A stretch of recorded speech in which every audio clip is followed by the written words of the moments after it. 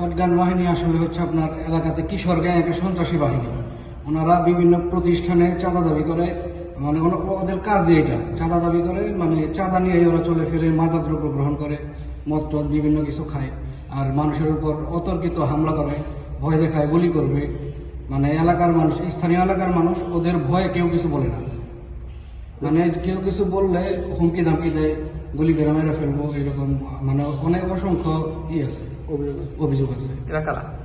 আপনার এটা হচ্ছে ওই যে শটগান তানভীর, জামান, কালাম, মানে এদেরই একটা গ্রুপ আছে অনেক বড়, এরা সবাই এই কাজগুলো করে। নাইম বীর শটগান বাহিনী গত 2 মাস যাবৎ চাঁদা চাই আসছে। এর আগে 40 লক্ষ টাকা চাইছিল, পরে কোম্পানি 1 লক্ষ টাকা দিচ্ছে, 1 লক্ষ টাকা মানে নাই, এখন আবার 50 লক্ষ টাকা চাইতেছে। গতকাল দুপুরে শটগান, চাপাতি, বড় রামদা, এসএস এর পাইপ নিয়ে অফিসে ভাঙচুর করছে, এবং না পাইলে পরবর্তী এখন যেহেতু 50 চাইছে, আগে প্রথম চাইছিল 40, তারপরে 50, এখনো দিন দিন বলে চাঁদা বাড়বে। এখানে যে পর্যন্ত না দিবে ওই পর্যন্ত এই অফিস কিছু রাখবো না, গুলি করে মাইরে ফেলা হবে।